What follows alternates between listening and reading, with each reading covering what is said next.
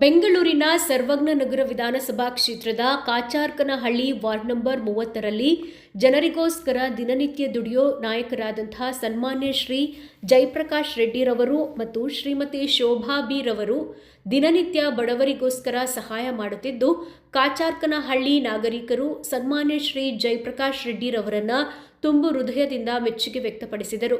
ಜನರ ಮೆಚ್ಚುಗೆಗೆ ಸ್ಪಂದಿಸಿದ ಶ್ರೀ ಜಯಪ್ರಕಾಶ್ ರೆಡ್ಡಿರವರು ಮಾತನಾಡಿ, ದೇವರ ಆಶೀರ್ವಾದ ಇರುವವರೆಗೂ ನಾನು ಜನರಿಗೋಸ್ಕರ ದುಡಿಯುವುದರ ಜೊತೆಗೆ ನನ್ನ ಕೈಲಾದಷ್ಟು ಸಹಾಯ ಮಾಡುತ್ತೇನೆ ಎಂದು ಮೆಚ್ಚುಗೆ ವ್ಯಕ್ತಪಡಿಸಿದರು.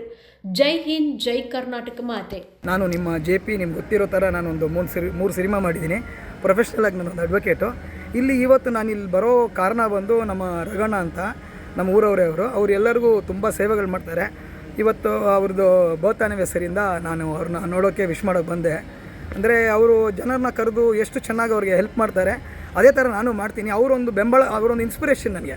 ಅದೇ ಥರ ನಾನು ಈ ಕಾಚರ್ನಹಳ್ಳಿಯಲ್ಲಿ ಮಾಡಿಕೊಂಡು ತುಂಬ ಸೇವೆ ಮಾಡ್ತಾಯಿದ್ದೆ. ಆದರೆ ಯಾವ ಪೊಲಿಟಿಕಲ್ ಮೋಟಿವ್ ಇರಲಿಲ್ಲ. ಹೋಗ್ತಾ ಏನಾಯಿತು, ಜನ ಬಂದು ನನ್ನ ಕೇಳಿದ್ರು, ಏನಪ್ಪ ನೀನು ಈ ಥರನೇ ಮಾಡೋಗಿದೆ, ದೊಡ್ಡ ಲೆವೆಲಲ್ಲಿ ಮಾಡ್ಬೇಕು, ನಿನ್ನ ಹತ್ರ ನೀನೊಂದು ಲೀಡ್ರ್ ಯಾಕೆ ಆಗ್ಬಾರ್ದು ಅಂತ ನನ್ನ ತುಂಬ ಕೇಳಿದ್ರು.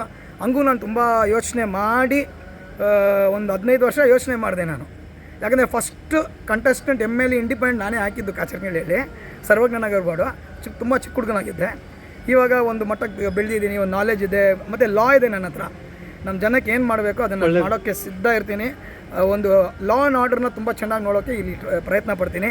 ಆಮೇಲೆ ನಮ್ಮ ಕಾಚರ್ನಹಳ್ಳಿಯಲ್ಲಿ ಫುಲ್ಲು ಗಿಡಗಳಾಗಬೇಕು, ಗ್ರೀನ್ರಿ ಮಾಡಬೇಕು ಅಂತ ಇನ್ನೊಂದು ಆಸೆ ನನಗೆ. ಇದೊಂದು 2 ಆಸೆಗಳು ಫಸ್ಟ್ ಈಡೇರಿಸ್ಬಿಟ್ಟು ಮಿಕ್ಕಿದೆಲ್ಲ ದೊಡ್ಡವರೆಲ್ಲ ಮಾಡಿಕ್ಕಿದ್ದಾರೆ. ಅದನ್ನು ಇನ್ನೂ ಚೆನ್ನಾಗಿ ಮಾಡೋಕ್ಕೆ ಟ್ರೈ ಮಾಡ್ತೀನಿ. ಕಾಚರ್ನಹಳ್ಳಿ ವಾರ್ಡ್ 30ಗೆ ನಾನು ಆಕಾಂಕ್ಷಿ, ನಾನಂದರೆ ನಮ್ಮ ಹೆಂಡತಿ ಶೋಭಾ JP ಅಂತ ಟ್ರೈ ಮಾಡ್ತಾಯಿದ್ದೀವಿ.